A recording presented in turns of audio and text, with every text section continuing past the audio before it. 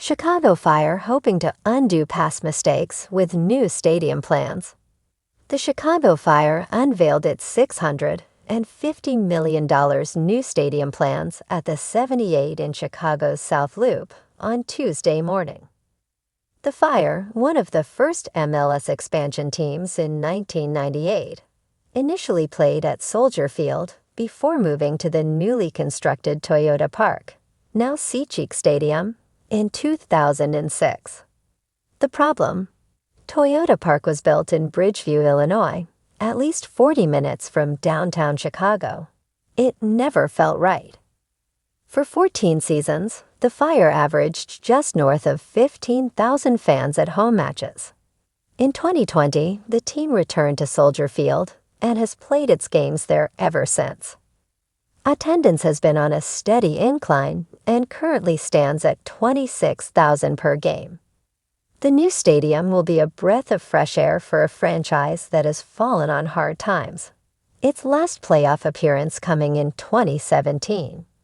It will be a place for fans of all ages, backgrounds, and neighborhoods to celebrate the beautiful game that is soccer. Right in the heart of our city, club owner Joe Mansueto said in a full-page advertisement that ran in Tuesday's Chicago Sun-Times and Chicago Tribune. Soccer is the world's game, and a world-class city like ours deserves a world-class club with a world-class home to match. The stadium will be open air and seat 22,000. The location is beneficial to the large mass of people who live and work downtown and will be easier to reach via public transit. Mansueto, the billionaire founder of Morningstar, also intends to fund the stadium construction from his own pocket. The Fire's new stadium should allow the club to capitalize on big-name players coming through Chicago. The club formerly employed German legend Bastian Schweinsteiger and Swiss standout Xherdan Shaqiri. Currently, they're a rumored destination for Manchester City star Kevin De Bruyne. The stadium is slated to open in 2028, marking the 30th anniversary of the club's first and only MLS Cup. It's a large piece of the puzzle that may help Chicago return to their glory days. In the heart of Chicago, where the clang of the L train still echoes above streets lined with history and hardship, a new fire is stirring. And it's not just in the engines of Firehouse 51.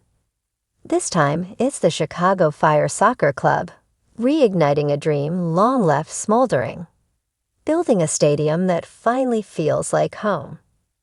For years, the Fire have been a team in search of belonging.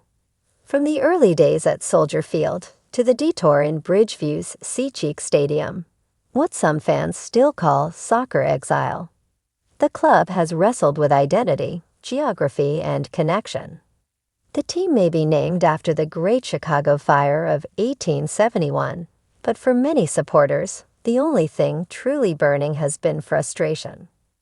But now, with the city skyline as its backdrop and its legacy on the line, the Fire are hoping to flip the script with bold, ambitious plans for a new downtown stadium that's less about concrete and steel and more about healing and hope. A new home on the horizon. Announced in a blend of excitement and cautious optimism, the proposed stadium will be located along the near south side, a symbolic halfway point between the club's suburban past and its urban future. Designed by a leading firm known for cutting-edge, sustainable arenas, the stadium promises sleek sightlines, retractable roofs, and a roofline echoing the curves of Lake Michigan. More importantly, it promises something more elusive, a spiritual center for Fire fans. We've heard our supporters. We've learned from our missteps, said the team's president in a press conference held at a community center near Bronzeville. This new stadium isn't just a structure, it's a statement. We're staying. We're building. And we're owning our Chicago identity, finally. This is no small pivot. The detour to Bridgeview, once pitched as a long-term solution, turned into a cautionary tale of poor planning, limited access, and fractured loyalty. Fans trudge through years of long commutes, half-full stands, and an atmosphere that rarely ignited. The city's youth, especially in Latino neighborhoods where soccer pulses strongest, were left wondering why the fire burned so far from home, righting wrongs brick by brick. The new plan, however, aims to stitch those wounds back together. Local community leaders have been invited into the design and planning stages, ensuring that this stadium won't be a corporate island, but a vibrant, inclusive hub. With retail, public plazas, and even youth academy fields built into the project, the Fire aren't just building a stadium. They're trying to build trust. Longtime supporter Tania Morales, who's followed the Fire since she was 13, said it best, "I don't want a monument. I want a meeting place. A place where the drums are loud, the chants are proud, and we don't feel like visitors in our own city." Cultural reset. And that's exactly part of this reboot goes saying. beyond architecture. Team officials admit that the Fire brand has lost some of its luster, not because of wins or losses alone, but because of disconnect. In recent years, rebrands have come and gone like failed album drops. New crests, new kits, new slogans.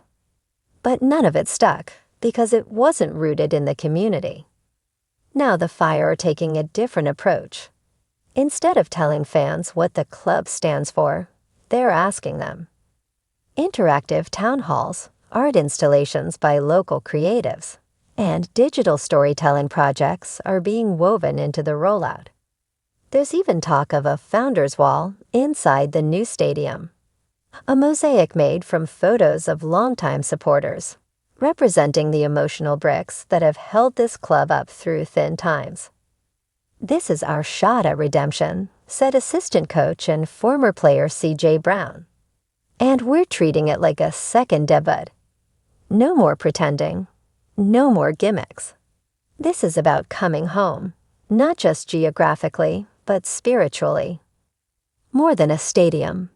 Of course, all the poetry in the world won't matter if the plans stall or the pitch underdelivers. The Fire know that. But they're banking on more than just MLS points. They're banking on civic renewal. The city has already committed infrastructure support, viewing the stadium as a potential anchor for job creation, tourism, and renewed urban vitality. Green space will wrap around the structure, with bike paths and transit connections designed to make access effortless. It's not just a stadium, it's an ecosystem. And for the players, the new facility comes with state-of-the-art training and recovery suites, long overdue for a team that's battled outdated resources for years. "It sends a message," said midfielder Brian Gutierrez. "It tells us we matter, and so do the fans." A flicker of the future. In many ways, the Fire story mirrors the city it calls home. Gritty, misunderstood, occasionally messy, but always passionate. This stadium isn't about erasing the past, it's about learning from it. The ghosts of Soldier Field still linger, subdue the shadows of Bridgeview. But with the right foundation, literal and figurative, the club believes it can build something that stands the test of time. There's even hope that the new venue could host future MLS All-Star games, U.S. Amity matches, or even be a World Cup training site in 2026. But more than anything, it hopes to host memories of children seeing their first match, of rivals silenced by roaring crowds, of community pride reignited. As one supporter scrawled on a temporary mural at the stadium's groundbreaking site, "No more waiting, no more wandering. We are Chicago, and we are home."